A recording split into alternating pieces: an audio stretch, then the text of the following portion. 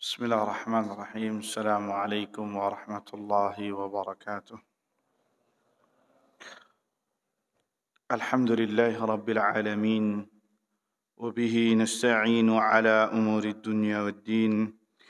الصلاة والسلام على أشرف الأنبياء والمرسلين، حبيبنا ونبينا محمد صلى الله عليه وسلم وعلى آله وصحبه وسلم تسليما كثيرا إلى يوم الدين. أما بعد، اللهم لا سهل إلا ما جعلته سهلا، وأنت تجعل الحزن إذا شئت سهلا. رب اشرح لي صدري ويسر لي أمري واحلل عقدة من لساني يفقه قولي. اللهم إنا نسألك علما نافعا ورزقا طيبا وعملا متقبلا. اللهم علمنا ما ينفعنا وانفعنا بما علمتنا وزدنا علما يا رب العالمين. اللهم أصلح لنا شأننا كله ولا تكلنا إلى أنفسنا طرفة أعين ولا حول ولا قوة إلا بالله. أما بعد. Kaum muslimin wal muslimat, hadirin wal hadirat yang dirahmati Allah Subhanahu wa taala. Alhamdulillah, kita panjatkan puji syukur kepada Allah Subhanahu wa taala, Zat yang telah memberikan kepada kita semua kenikmatan yang begitu banyak, yang begitu tak terhingga jumlahnya. Di antara nikmat yang patut untuk kita syukuri bersama, dan itu adalah nikmat yang sangat besar yang dimiliki oleh seorang hamba. Tidak semuanya mendapatkannya, adalah nikmat iman dan nikmat Islam. Nikmat keimanan dan nikmat keislaman, yang mana merupakan modal utama seorang hamba berjumpa dengan Rabb-Nya. Maka kita syukuri nikmat tersebut dengan mempelajari ilmu, dengan memperdalam keimanan kita, dan dengan ilmu tersebut akan memperbaiki kualitas kita, dan kita bisa istiqamah di jalan Allah Subhanahu wa taala dengan mempertahankan keimanan dan ketakwaan. Jangan sampai kita kotori dengan hal-hal atau noda-noda yang bisa mengotorinya atau merusaknya, bahkan meluluh lantakkannya, dari noda syirik, dari noda bid'ah, dari noda khurafat, dari noda maksiat-maksiat sekecil apapun juga. Salawat serta salam kita haturkan kepada Nabi kita Muhammad sallallahu alaihi wasallam, kepada para sahabatnya, kepada para pengikutnya yang setia meniti di atas sunnahnya hingga hari kiamat kelak. Allahumma amin. Ikhwani wa akhwati fid din, jamaah salat maghrib yang dirahmati Allah Subhanahu wa taala. Melanjutkan pembahasan kita insyaallah yang sebelumnya pernah dibahas oleh ustaz sebelumnya, kitab Al-Arba'in An-Nawawiyah.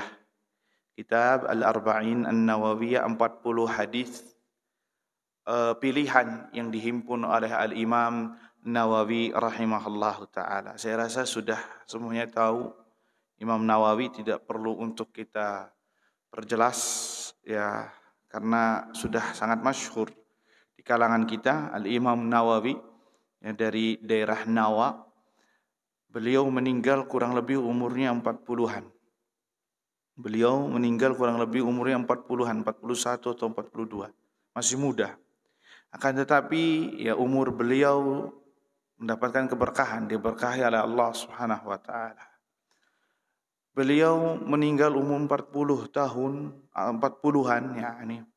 Akan tetapi beliau telah menulis karya-karya yang sangat luar biasa, yang apabila kata para ulama seluruh universitas di dunia ini berkumpul untuk menyaingi karya-karya Imam Nawawi, maka tidak bisa untuk menandinginya.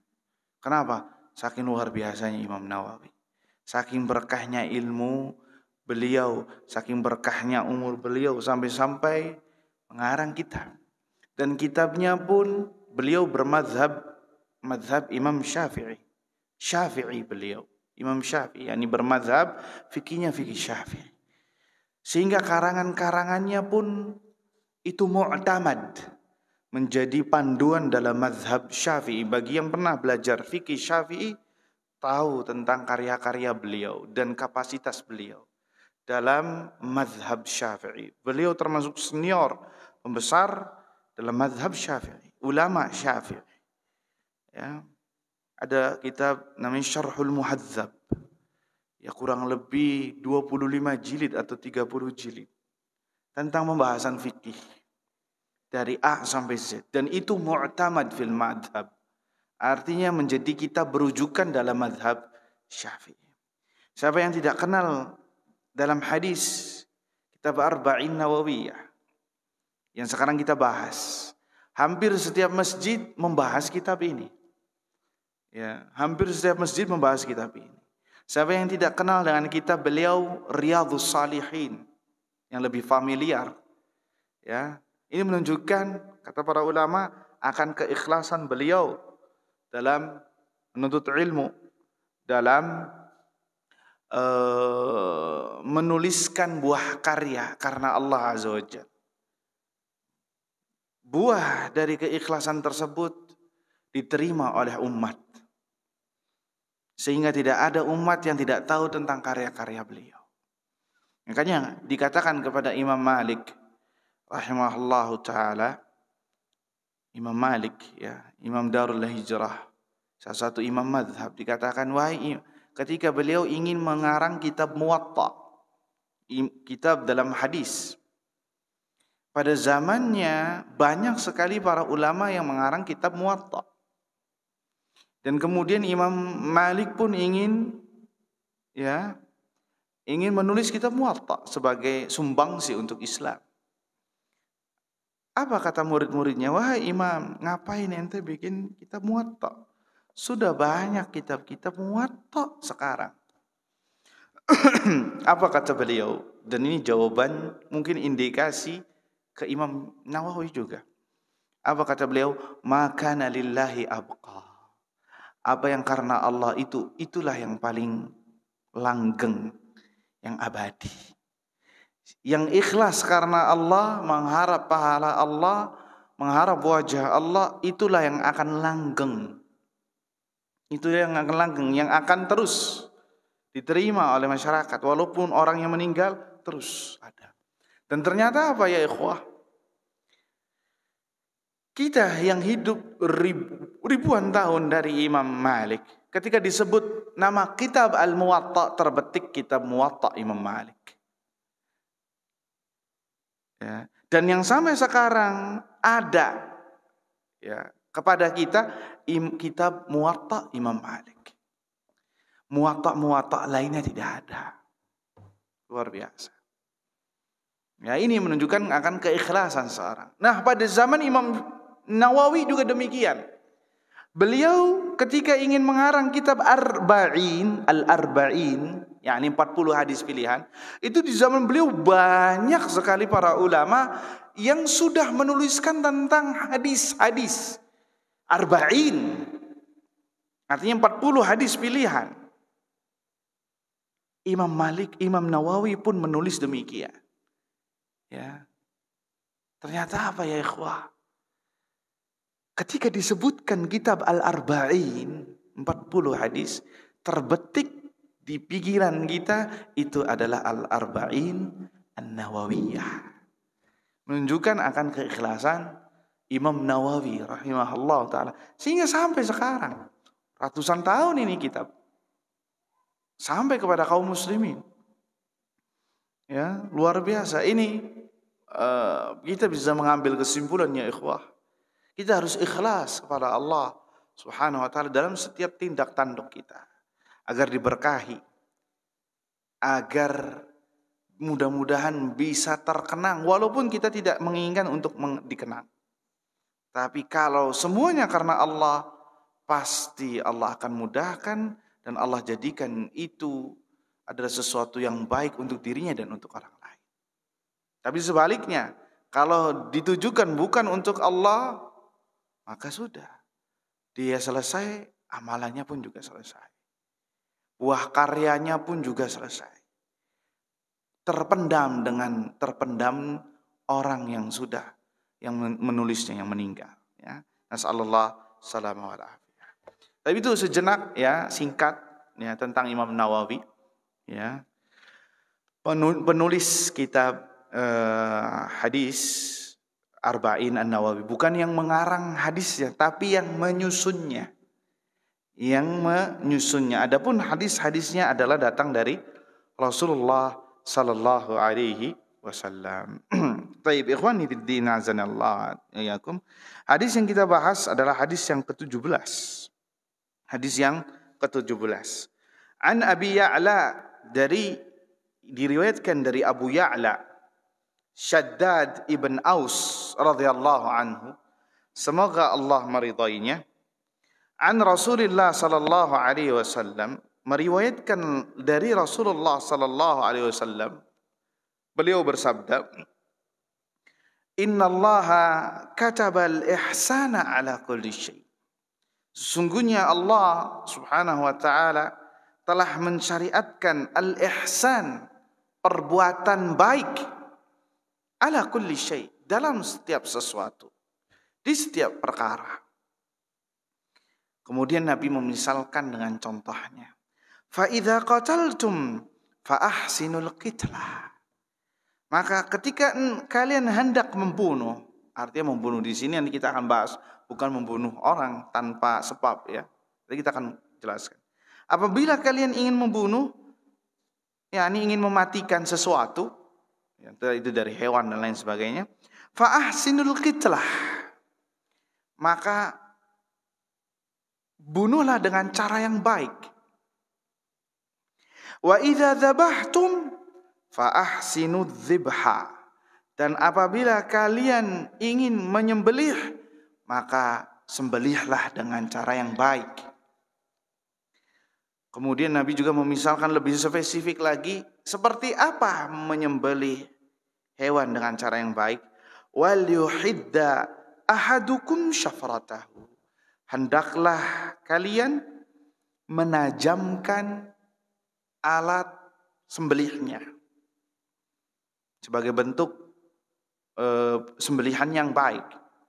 Wal yurih dzabihatahu, maka senangilah, artinya jadikanlah hewan sembelihanmu itu merasa tenang dan senang. Tidak dibikin deg-degan. Ya, artinya wal yurih dzabihatahu. Di antara perbuatan ihsan adalah dengan apa? Menjadikan binatang yang akan disembelih itu nyaman. Ya, tenang, senang, tidak merasa dia ini akan disembelih. Hadis diriwayatkan oleh Imam Muslim. Ikhwani fi din azani Allah wa iyyakum. Hadis ini ayyuhal ikhwah, hadisnya ringkas, pendek, namun memiliki makna yang dalam, yang luar biasa, yang menunjukkan akan simbol-simbol Islam. Bahwasanya ayyuhal ikhwah, Islam itu agama rahmatan lil alamin. Agama yang cinta damai. Agama pemberi rahmat bagi seluruh alam. Ya. Kenapa? Karena Islam mengajarkan kebaikan dalam segala perkara. Karena Islam mengajarkan kepada pemeluknya al-ihsan, kebaikan. Bukan hanya kepada sesama muslim, bahkan orang kafir. Bukan hanya sekedar manusia, tapi seluruh makhluk. Kita diperintahkan untuk berbuat ihsan. Dari mana itu? Dari sabda Nabi SAW. Innallaha kataba al-ihsana ala kulli syai. Sesungguhnya Allah Azza wa Jal memerintahkan untuk berbuat baik dalam segala urusan, apapun itu. Dan hadis-hadis yang senada seperti ini sangatlah banyak. Ya. Hadis-hadis seperti ini sangatlah banyak. Ini menunjukkan Islam adalah agama cinta damai. Agama rahmatan lil alamin. Ya, pemberi rahmat bagi seluruh alam. Ya buktinya ya ikhwah sekarang. Islam kalau mayoritas orang-orang kafir nyaman. Iya atau tidak? berdampingan dengan kita. Tapi sebaliknya, kalau Islam yang minoritas, Islam yang ditindas. Betul apa tidak? Sebagaimana survei membuktikan. Ya, antum menjadi saksi dalam hal ini. Ya. Di mana-mana mayoritas. Kita berbicara Islam yang baik, Islam yang benar, bukan Islam yang sesempalan atau orang-orang yang sesat, ngebom sana, ngebom sini. Itu bukan bagian dari Islam. Dan Islam berlepas diri dari itu semua. Kita berbicara dengan norma Islam yang diajarkan Allah dan Rasulnya SAW. Ya. Kenapa? Karena Allah memerintahkan nabinya dan umatnya untuk berbuat ihsan. Kebaikan, apapun itu kebaikan. Akhwani fiddin azanillah wa iyyakum. Apa itu ihsan, kebaikan? Apa itu ihsan? Kita harus tahu ini artinya. Ya. Sehingga jangan sampai kita gagal paham, kan yang penting kan baik. Yang penting kan baik. Nah, ini harus tahu apa makna ihsan.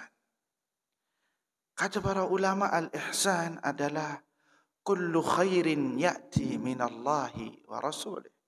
Setiap kebaikan, anjuran kebaikan yang datang dari Allah dan Rasulnya. Setiap kebaikan yang Allah perintahkan ya, kepada Rasul dan umatnya. Artinya kebaikan tersebut adalah datang dari Allah dan datang dari Rasulnya SAW. Dan dengan cara yang diridhai Allah dan Rasulnya. Jadi bukan seenaknya sendiri. Ya, bukan seenaknya sendiri. Dan caranya pun juga sesuai dengan apa yang diinginkan Allah dan Rasulnya Sallallahu Alaihi Wasallam. Sebagaimana ibadah. Ibadah ya ikhwah. Kalau kita ingin menghendaki kebaikan. Kayak contohnya salat maghrib. Salat maghrib itu 3 rakaat. Tapi kalau menurut hawa nafsu kita 3 rakaat itu gak cukup. Bukankah lebih banyak rakaatnya itu lebih banyak pahalanya? Iya apa tidak? Ya, bukankah lebih banyak pahalanya itu lebih banyak rakaatnya, lebih banyak pahalanya? Apalagi salat maghrib. Salat maghrib itu waktu orang bersemangat. Ya, waktu orang bersemangat adalah salat maghrib. Kenapa nggak diperbanyak? Iya apa tidak? Iya apa tidak? Tapi kita tidak bisa melakukannya. Kenapa? Yang menentukan kebaikan adalah Allah dan Rasulnya. Bisa dipahami sampai sini. Sehingga dalam ranah ibadah kita tidak boleh berimajinasi, ya, kemudian apalagi, ya, berinovasi, ya, berkreasi, semuanya si semua nih, ya, nggak boleh ngarang indah kalau bahasa Indonesianya, ya, nggak boleh. Kenapa? Karena ibadah yang mana itu kebaikan murni Allah yang menentukannya. Bukan kita. Sehingga salah kaprah kalau orang mengatakan ketika ditegur, antum melakukan ibadah ritual. Mana dalilnya ketika ditegur? Kan yang penting baik. Daripada seperti ini lebih baik seperti itu. Nah lihat, dia yang menghukumi kebaikannya. Apakah ini dibenarkan? Tidak. Kenapa? Yang berhak menentukan kebaikan adalah Allah dan Rasulnya. Dan kita telah tahu bersama syarat diterimanya ibadah adalah pertama ikhlas karena Allah. Dan yang kedua apa? Mengikuti ittiba, mutaba'ah. Mengikuti apa yang diperintahkan Allah dan Rasulnya SAW. Kalau 2 syarat ini hilang atau salah satunya hilang, maka tidak diterima oleh Allah Azza wa Jalla. Meskipun dia menganggapnya baik. Tapi caranya tidak sesuai dengan apa yang tidak diinginkan oleh Allah dan Rasulnya, maka maaf saja, ibadahnya tertolak. Ibadahnya tertolak. Walaupun kita menganggapnya itu sebuah kebaikan. Bisa dipahami ya ikhwah? Itu yang namanya al-ihsan. Itu adalah apa? Al-ihsan. Dan ihsan di sini lebih umum. Artinya segala bentuk kebaikan yang Allah anjurkan, berbuat baik, lemah lembut, membuat orang lain nyaman kepada kita, ya, berkasih sayang, itu maksud dalam kategori al-ihsan. Khawani fiddin, azani Allah wa iyyakum. Di sini kata beliau, innallaha kataba al-ihsana ala kulli syai. Sesungguhnya Allah, kalau kita artikan letterlock ya, sesungguhnya Allah kataba, mewajibkan al-ihsan, kebaikan di setiap perkara. Artinya kita dituntut untuk berbuat baik, apapun itu, kepada orang tua, kepada pasangan, kepada anak, ya, bermuamalah kepada sesama manusia, bahkan bermuamalah dengan binatang pun kita dituntut untuk berbuat baik. Makanya contohnya juga tentang binatang. Artinya bukan kalau binatang saja kita dituntut untuk berbuat baik, bagaimana lagi dengan manusia? Bisa dipahami? Ya. Kalau Nabi memberikan contoh terhadap binatang, bahkan hewan yang akan kita bunuh, yang akan kita sembelih, kita dituntut untuk berbuat baik, bagaimana lagi dengan manusia? Itu poinnya ya ikhwah. Ya. Baik, ikhwani fiddin azani Allah wa iyyakum. Makanya kata para ulama, kataba di sini mewajibkan, itu bukan artinya wajib, tapi mensyariatkan. Ya, menjadikannya itu adalah sesuatu yang dianjurkan. Ikhwani fiddin azani Allah wa iyyakum. Kemudian di sini Rasulullah SAW menyebutkan contoh dari perbuatan baik tersebut. Nah, ini penting bagi kita. Kita kalau ingin mengajarkan kepada orang, ya, agar orang tersebut paham, kasih contoh. Ini metode Nabi SAW ketika mentarbiyah.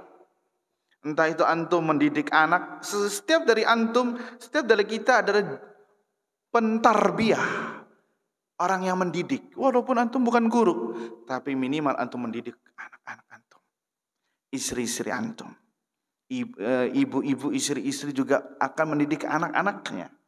Maka seyogianya harus mencontoh Rasulullah SAW. Nah, di antara metode Nabi SAW ketika memberikan pemaparan itu dikasih contoh.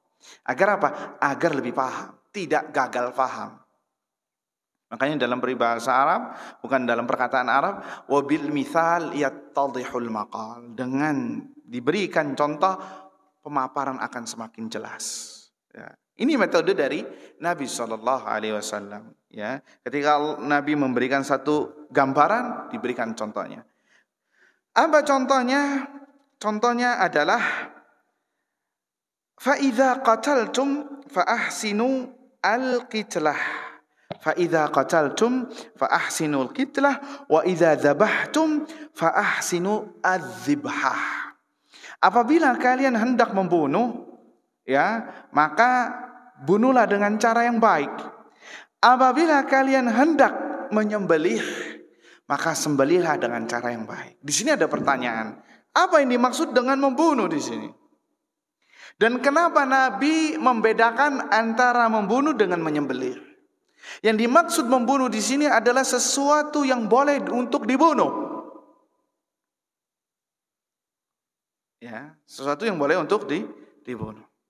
Pertanyaannya, apa bedanya? Kenapa Nabi membedakan qataltum dengan membunuh, dengan dzabahtum dengan menyembelih? Kata para ulama disebutkan, kalau Nabi menyebutkan kalimat membunuh, itu artinya yang dibunuh itu tidak halal untuk dimakan. Tidak halal untuk dimakan. Adapun menyembelih adalah hewan yang disembelih adalah hewan disembelih dalam rangka untuk dimakan. Karena halal untuk dimakan. Makanya sama Nabi dibedakan. Membunuh dengan menyembelih. Menyembelih karena hewannya itu, dagingnya boleh halal dimakan, sedangkan dengan redaksi membunuh itu hewan yang tidak boleh dimakan. Tapi boleh dibunuh, bahkan disyariatkan untuk dibunuh, bukan dipelihara. Ya. Sebagai contoh, di sini disebutkan oleh Syekh Muhammad bin Shalih Al-Utsaimin rahimahullah. Seorang ketika ingin membunuh hewan anjing yang mengganggunya, menggigitnya misalkan anjing liar, ya, maka kita katakan ahsin al-qitlah, bunuhlah dengan cara yang baik. Artinya jangan sampai menyiksanya. Bunuhlah dengan cara agar hewan tersebut cepat mati, tidak tersiksa dengan cara kita. Misalnya ada kalajengking, ular berbisa. Ya, ada 7 hewan yang harus dibunuh. Ya, sab'atul fawasiq. Di antaranya ular, tikus, apa lagi? Burung gagak, cicak. Nah, cicak masuk, tapi ada 7 disebutkan oleh Nabi. Ini bagian dari disebutkan satu redaksi.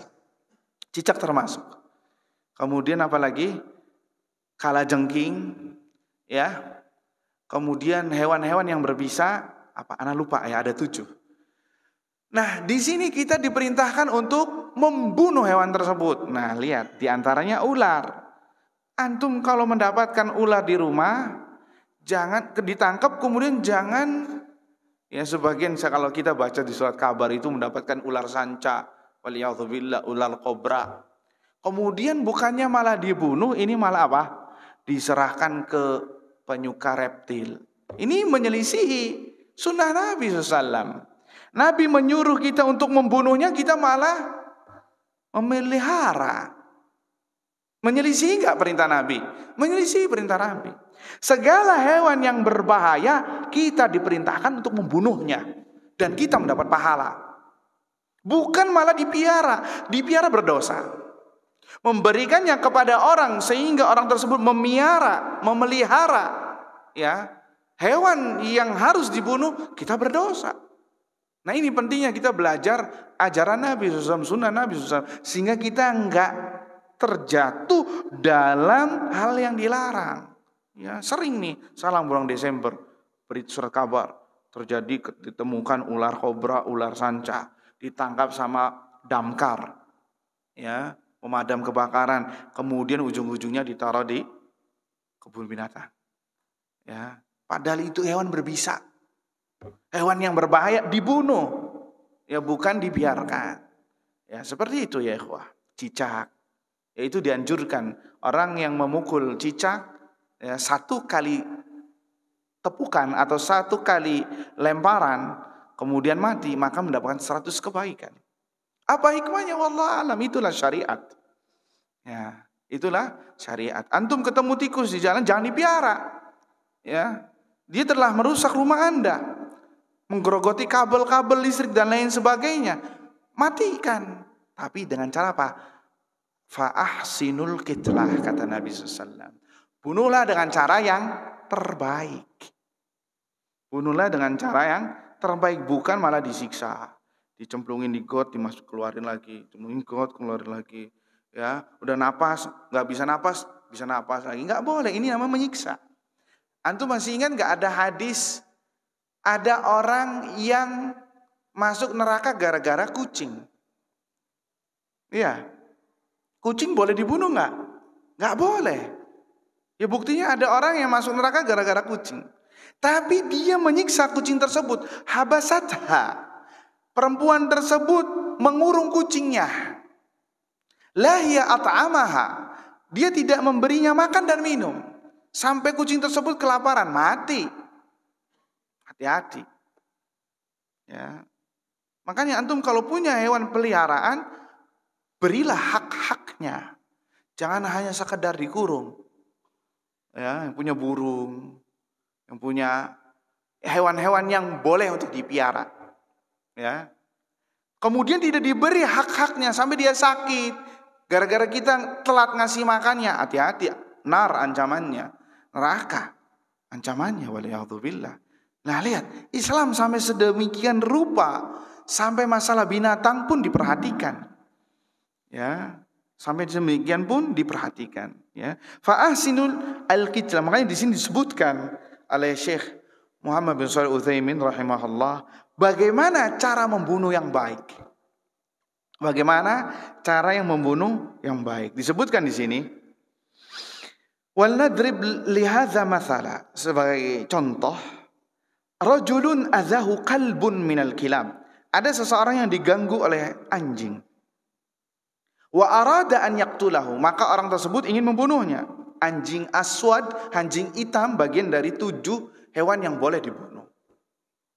Karena disebutkan anjing hitam itu adalah syaitan. Ular hitam juga syaitan.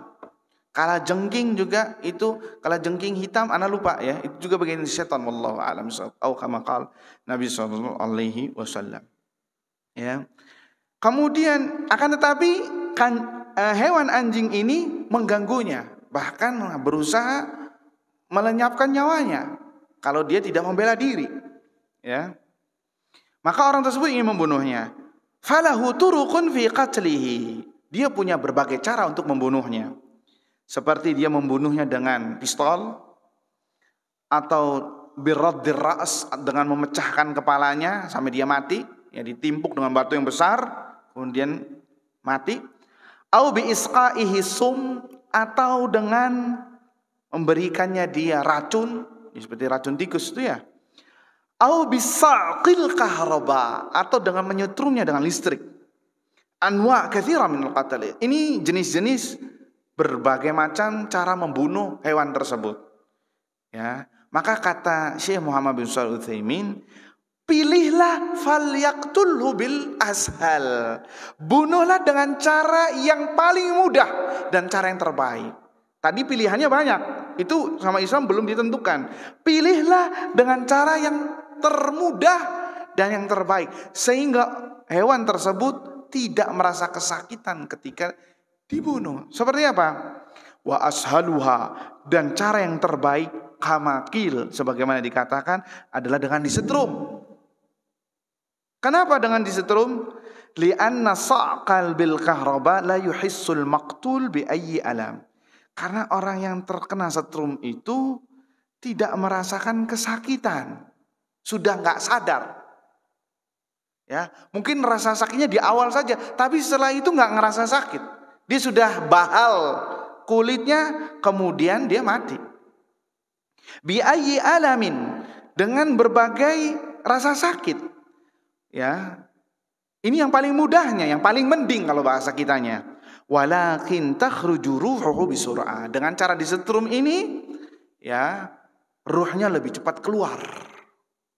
Min ghairi an yash'ur, tanpa dirasakan oleh orang tersebut, anjing tersebut. Fayakunu hadza ashalus syai. Maka ini cara yang terbaik.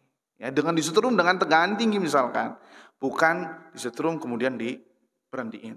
Setrum lagi. Wah, ini namanya nyiksa. Ya, bukan seperti itu. Artinya dengan setruman yang membuat dia pingsan kemudian mati. Itu cara yang terbaik. Ya, dengan cara yang terbaik, ya. Itu secara umum. Tapi terkecuali dalam permasalahan kisos. Kalau kisos harus diperlakukan yang sama sebagaimana dia melakukan. Ya, kalau kisos, dia pernah mencongkel mata orang, ya, maka dicongkel lagi matanya. Dia pernah membunuh orang dengan cara ditimpuk dengan batu yang besar, maka kisosnya pun demikian, sebagai hukuman azab baginya. Makanya pernah terjadi di zaman Nabi SAW, ya, seorang Yahudi yang pernah menimpuk kepala budak wanita dengan batu yang besar sampai pecah, ya, ini batunya sampai kepalanya hancur. Maka Nabi SAW memerintahkan agar diperlakukan sama Yahudi tersebut dengan cara ditimpukkan dengan batu yang besar sehingga dia mati dengan 2 batu yang besar. Itu dengan cara kisos. Makanya kisos itu khilaf di antara ulama. Cara pembunuhannya, apakah mesti harus dengan pedang? Apakah tidak? Pendapat yang pertama harus dengan pedang. Pendapat yang kedua harus dilihat dulu, ini kriminalnya apa pembunuhannya. Kalau pembunuhannya dia memberikan racun kepada terbunuh, maka dia pun harus demikian. Sebagai apa? Ganjaran dan hukuman. Nah, ini perkara-perkara yang terkecualikan dari hadis yang kita bahas. Ikhwani fid din, azzani Allahu wa iyyakum. Ya, kita lanjutkan.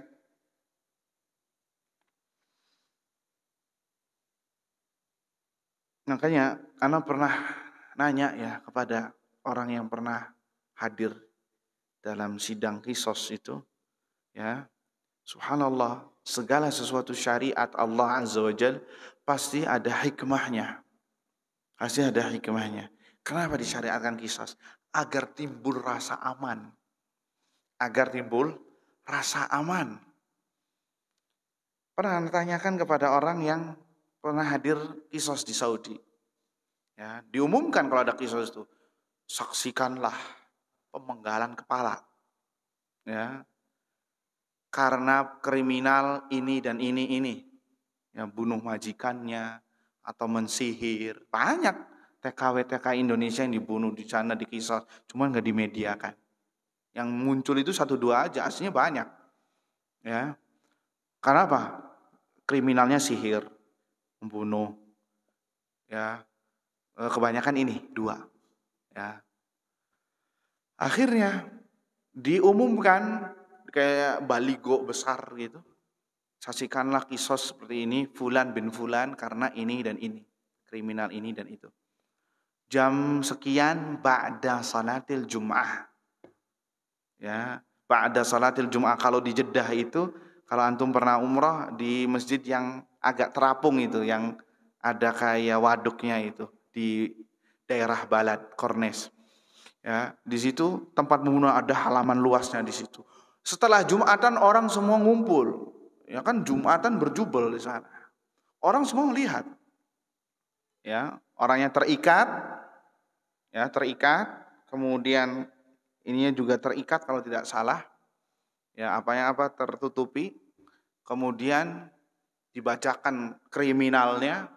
Kemudian datang Algojo turun dari mobil. Ya, sudah siap dengan pedangnya di sini. Kemudian gak lama bolak-balik langsung tebas lehernya ngegelundung, ya, kepalanya ngegelundung, darahnya muncrat kemana-mana. Ana pernah bertanya kepada orang yang pernah hadir, ya Syekh, apakah antum pernah hadir pemandangan seperti ini, Qisas? Apa jawab beliau? Lan usyahida marratan ukhra. Ana gak bakal lihat yang kedua kalinya. Cukup ini yang terakhir. Kenapa? Tahu nggak? Gara-gara Qisas ini 3 hari 3 malam, ana nggak bisa tidur, ana nggak bisa makan. 3 hari 3 malam, ana nggak bisa makan dan nggak bisa tidur. Lihat, apa? Efek jerahnya itu nempel di hati. Ya nancel bahasanya kita sih. Majleb ya bahasanya kita. Sehingga apa? Ada pelajaran pesan di situ. Nih, kalau orang ingin, ente kalau pengen membunuh, nih kayak gini nih sifatnya. Mungkin ente bakal diginikan. Dan dia melihat. Sehingga ada perasaan ingin membunuh, niat ingin membunuh, diurungkan. Ya, bisa jadi dia nggak takut sama Allah, cuman takutnya sama ini. Akhirnya apa? Timbul keamanan. Orang ingin mencuri, aduh mikir-mikir, tangannya dipotong. Makanya di sana itu ya orang turun dari mobilnya ke kayak model minimarket gitu atau ke warung kemana, itu mobilnya dibuka, mesinnya masih nyala, kuncinya masih ngegantung, ya dia sendiri nggak sama keluarga sendiri, pergi kayak seperti ke minimarket gitu, 20 menit 30 menit balik lagi, mobilnya aman, ya aman, nggak ada yang ingin mencuri. Ya, mikir lagi. Coba kita praktekkan di sini. Ya, sedekah jariyah buat yang mengambil mobilnya, ya seperti itu. Kenapa? Keamanan di mana-mana. Orang ingin mencuri mobil, mikir-mikir lagi. Bisa jadi nanti dipotong tangan. Bahkan bisa jadi ya, bisa diqisas dan lain sebagainya, tergantung keputusan mahkamah syariah. Nah, itu diantara hikmah dari syariat Allah Subhanahu wa taala, dan itu pun qisas adalah bagian dari al-ihsan, kebaikan. Kebaikan untuk dirinya, kebaikan untuk yang lain. Ya, kebaikan untuk dirinya bisa jadi itu penggugur dosa sebagai jeratan baginya supaya tidak terulang lagi. dan kebaikan untuk orang lain. Nih pelajaran. Kalau orang yang melakukan hal yang sama, ini balasannya seperti itu. Sehingga membuat efek jera yang luar biasa. Taib, ikhwani fiddin, azani Allah wa iyyakum. Di sini disebutkan ya, wa fihi dilalah ala annahu qad yushra'ul qatlu fi ba'dil mawatin. Di sini ada sebuah dilalah, ya, isyarat bahwasannya terkadang disyariatkan untuk membunuh, yakni mematikan jiwa apapun itu di berbagai aspek, di sebagian aspek atau di sebagian tempat. Liqaulihi, sebagaimana sabda Nabi SAW, idza qataltum, apabila kalian membunuh. Ini bukan untuk khusus sesama manusia, hatta dalam perkara bahaim, perkara hewan ternak, ya, dalam perkara hewan ternak. Cuman kita sudah sebutkan kenapa Nabi membedakan antara membunuh dengan menyembelih. Karena kalau menyembelih itu hewan yang halal darahnya, hewan yang halal dagingnya. Adapun membunuh adalah hewan yang tidak halal dagingnya. Sehingga Nabi membedakan dengan kalimat qataltum, sebagaimana yang telah kita sebutkan. Taib, ikhwani fiddin, azani Allah wa iyyakum. Ya, disebutkan di sini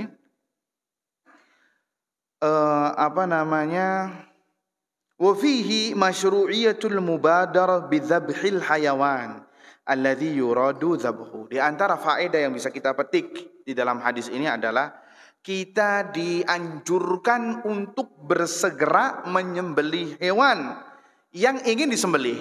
Kalau antum ingin menyembelih hewan, maka segerakanlah hewan tersebut untuk disembelih. Jangan sampai hewan tersebut, ya, memiliki sifat was-was, H2C, harap-harap cemas. Ya, gara-gara apa? Gara-gara kita ngulur-ngulur. Apalagi kalau hewan tersebut, ya, sudah memiliki insting dia ini akan disembelih. Sebagian hewan ternak ada yang memiliki insting dia ini bakal disembelih. Ya, diambil satu-satu hewannya. Mungkin dia, jangan-jangan habis ini saya, disembelih. Ya, tahu hewan seperti itu. Makanya kata para ulama, mubadarah, bersegera, jangan diulur-ulur, kasihan. Ketika kita mengulur-ulur, bisa jadi itu Anda tidak berbuat ihsan kepadanya, tidak berbuat baik kepadanya. Wa masyru'iyatul israfi tajhizihi wa tartibihi amrihi. Yang dimaksud bersegera di sini adalah mempersiapkan segala sesuatunya untuk dia segera disembelih, ya, segera disembelih. Kecuali qisas. Kalau qisas itu, ya, diulur terus. Ya, kalau qisas itu diulur terus, enggak segera langsung dihukum qisas, enggak. Terkadang seorang melakukan tindakan kriminalnya tahun ini, bisa jadi di qisasnya 4-5 tahun lagi. Kenapa? Dilihat, jangan sampai ada yang dizalimi dalam hal ini. Bisa jadi dia dituduh membunuh. Artinya diusut dulu kasusnya. Ya, pembahasan ini sangat panjang, ya. Di antara syaratnya itu wali-wali yang terbunuh, ya. Wali-wali yang terbunuh artinya orang yang terbunuh ini memiliki wali-wali. Ya, itu harus semuanya sepakat orang ini harus dikisas. Kalau ada salah satu saja yang memaafkannya, maka batal qisasnya. Nah, itu di antara tujuannya. Sehingga apa? Dia hanya bayar diyat saja. Bayar diyat itu apa? Bayar denda. Denda pengganti qisas. Itu enggak sembarang. Ratusan juta bahkan miliaran. 100 ekor onta disebutkan. Kama qala sallallahu alaihi wasallam, kama qala al ulama. Ya. Khawani fid din, a'azani Allah wa iyyakum. Kemudian di sini disebutkan faedah yang bisa kita ambil. Sudah masuk Isya? Belum, ya? Wa fihi al-irsyad ila irahatil hayawan. Di sini ada anjuran bagi kita untuk menjadikan hewan yang akan kita sembelih ini tenang, nyaman, tidak tadi H2C, ya, harap-harap cemas, gelisah, gundah gulana, bahkan sampai apa? Membuatnya panik. Nggak boleh. Di antara perbuatan ihsan, kita harus membuatnya dia itu tenang dan nyaman. Di antara perbuatan ihsan tersebut membuat dia nyaman adalah antakuna sikinu haddah min ajli an yatamakkan min dzabhi dzalikal hayawan. yakni agar pisaunya ditajamkan. Ya, agar pisaunya ditajamkan. Ketika pisau tersebut memotong lehernya, bertemu dengan lehernya ketika memotong, ya, maka langsung tersembelih, tidak merasa kesakitan, tidak tumpul, ya. Nah, tidak tumpul. Tapi kita break sejenak untuk mendengarkan kumandang azan Isya.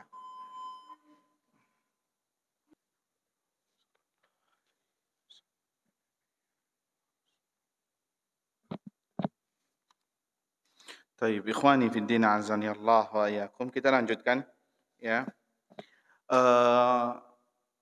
Faedah atau pelajaran yang bisa kita petik dari hadis yang kita bahas adalah anjuran untuk menjadikan hewan yang kita sembelih itu adalah nyaman. Dengan cara apa? Dengan cara alat untuk memotong sembelihan tersebut adalah tajam. Dan kita sudah tahu cara menajamkan pisau atau menajamkan golok dengan cara mengasahnya di batu atau dimanapun, ya. Yang jelas tajam tersebut memberikan efek cepat keluarnya darah dan ruh keluar sehingga tidak merasa tersiksa hewan yang kita sembelih.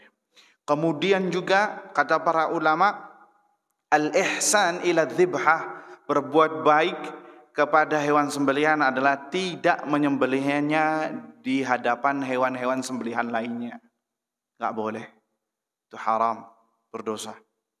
Ya, bisa berdosa kalau kita menyengaja. Ya, agar mereka yang melihatnya panik.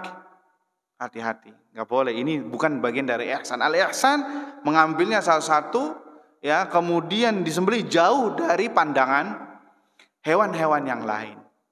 Pandangan hewan-hewan yang lain. Bagian dari ihsan kepada hewan sembelihan adalah memberinya makan dan tidak dibuat lapar sebelum disembelih. Ya, memberinya makan sampai kenyang dan tidak dibuat lapar. Dan itu justru menyiksanya. Udah dia lapar kemudian disembelih. Ini adalah bentuk tidak ada ihsan kepada hewan yang akan disembelih. Taib. Itu bagian yang disebutkan adalah bagian yang masalah sembelihan. Kemudian faedah berikutnya, ya, kita tidak boleh berbuat isaah, berbuat buruk kepada hewan yang akan kita sembelih. Tadi, ya, artinya kita menyembelihnya di hadapan hewan-hewan yang lain. Ya, membuat dia gelisah, panik dan lain sebagainya. Makanya kalau kita saksikan dalam Idul Adha itu, ya, banyak sapi yang kabur, ya, kambing yang kabur ke jalan-jalan, orang yang lagi lewat diseruduk sama sapi. Gara-gara apa? Gara-gara tidak memperhatikan adab ini. Ya, apalagi sapi badannya besar, kuat, tenaganya besar. Ya, kalau dia sudah panik duluan sebelum disembelih, ya, maka sudah hancur. Kemudian pelajaran berikutnya, yang menyembelihnya pun harus orang yang berpengalaman, yang piawai. Bukan yang baru kemarin megang golok. Sebagaimana survei membuktikan, iya apa tidak? Akhirnya terjadilah apa yang terjadi. Sapinya kabur. Ya, masuk ke jalanan sana ke Yasmin, misalkan orang lagi ngetem di lampu merah diseruduk. Ya, kenapa? Karena kitanya nggak siap. Udah tahu sapi badannya besar, hanya 3 orang, 4 orang saja. Udah gitu krempeng-krempeng lagi yang megangnya. Nah, ini nggak boleh. Ya, makanya syarat penyembelihan itu disebutkan, kata Syekh Muhammad bin Shalih Utsaimin rahimahullah, adalah ahliyatudz zabih, Orangnya itu sudah ahli. Biar apa? Enggak tersiksa. Sehingga hewan yang disembelih itu bukan percobaan. Malpraktek. Ya, malpraktek. Hewan juga enggak boleh dijadikan percobaan. Harus orang yang benar. Ya. Jangan saya ketua panitia kurban, belum pernah megang sapi, belum pernah megang kambing, bahkan belum pernah megang golok, cuman gara-gara dia ketua panitia kurban, bismillah. Tahu-tahu apa yang terjadi? Karena dia nggak piawai, dan ini banyak terjadi ya. Maaf kita sebutkan di sini. Dagingnya bau. Ya, banyak di antara kita nggak suka kambing. Orang Indonesia. Kenapa? Karena ya kata mereka kenapa? Daging kambing bau. Karena orangnya nggak pinter untuk nyembelih kambing, sehingga kambingnya bau. Coba serahkan kepada yang ahlinya, nggak bakal bau. Ya, itu di antara keteledoran, kesalahan yang sering-sering terulang. Ya, makanya di sini kata Syekh Muhammad bin Shalih Al-Utsaimin, ahliyatul dzabih. Orangnya sudah piawai, punya talenta. Kalau mau ya belajar. Tapi jangan jadikan sebagai percobaan. Ingat, itu hewan korban orang loh. Tapi kalau gagal, tanggung jawab. Sampai hari kiamat loh di hadapan Allah Azza wa Jalla. Dia beli jutaan, tapi hasilnya gagal. Kemudian, ini maaf-maaf saja ya, bukannya kita ngeluh ya. Tapi ini survei membuktikan juga. Bukan kuis family 100 ya. Apa? Yang dibagikan pun juga isinya banyaknya tulang, dagingnya sedikit. Ini juga penting ini. Harus menjadi evaluasi. Ngasih orang miskin, orang fakir, tapi isinya balung semua, tulang semua. Gaji atau apa bahasa Indonesia jeroan itu? Jeroan, babat. Ya yang harusnya harus dibuang. Ya kalau di luar negeri, di Saudi dibuang. Itu sumber kolesterol. Sama sini dibagi-bagikan. Udah gitu ngantri, ya, ada yang keinjek-injek, cuman untuk dapat apa? Jeroan. Ya, ini aneh ya, dan pemandangannya menggelikan. Ya, udah cara penyajiannya salah, pemotongannya salah, ya, kemudian irahatu berbuat ihsan kepada hewan yang disembelihnya pun tidak ada. Makanya kita lihat sapi menangis ketika disembelih. Kambing menangis, saudara-saudaranya pun teriak-teriak, ya, dan lain sebagainya. Nggak boleh ya ikhwah. Mereka juga sama punya perasaan yang harus kita jaga. Ya, mereka punya perasaan dan bisa jadi mereka, ya, kambing-kambing, sapi-sapi itu bisa jadi mengadu kepada Allah. Ya Rabbi, coba tanyakan kepada si fulan, kenapa dia menyembelihku dengan cara yang tidak wajar? Dengan cara yang tidak baik. Karena disebutkan nanti di pengadilan Allah, sampai kambing yang saling beradu pun, yang bertanduk dengan yang tidak bertanduk, dengan tanduknya patah, itu akan mengadu di pengadilan Allah. Akan mengadu. Itu sesama kambing. Bagaimana lagi kalau kita yang berbuatnya dalam tanda petik berbuat salah? Itu akan diadukan sama Allah, karena tidak ada yang lenyap di sisi Allah Subhanahu wa taala, tidak ada yang luput. Maka hati-hati. Penting harus belajar. Penting harus regenerasi, iya. Penting. Makanya harus belajar, bikin daurah. Ya, sebelum antum jadi panitia kurban, bikin daurah masalah apa? Penyembelihan kambing. Bikin daurah cara penyembelihan sapi, bagaimana tutorialnya. Penting itu. Ya, bukan manasik haji umroh saja yang harus dipraktekkan. Ya. Masalah jenazah juga penting. Itu harus ada regenerasinya. Jangan hanya mengandalkan apa bahasa sininya? Orang yang pintar nganuin jenazah itu. Waktunya habis. Ya. Kalau bahasa anaknya lebih, bahasa orang yang pintar ngurusin jenazah. Jangan ngandelin dia. Bisa jadi dia meninggal, akhirnya siapa yang ngurusin? Harus ada regenerasi. Tapi harus belajar. Sehingga ketika di lapangan kita nggak gagal. Ya jangan hanya perkara dunia saja kita mati-matian belajar supaya nggak gagal, tapi giliran perkara akhirat Ya bahkan ini perkara amanat, kita hanya apa? Hanya sekedarnya saja. Padahal orang sudah belanjanya jutaan. Ya jutaan, apalagi sapi ya. Puluhan juta itu. Akhirnya tidak sebagaimana yang diinginkan. Akhirnya rugi. Orang dapatnya rugi, ya walaupun dia dapat pahala. Cuman ketika mendengar ya sedih. Ya, oh nggak enak, ini kayak gini. Ini nggak bagus, apalah yang sebagainya. Ya, ini perlu untuk jadikan evaluasi. Wallahu taala alam bisawab.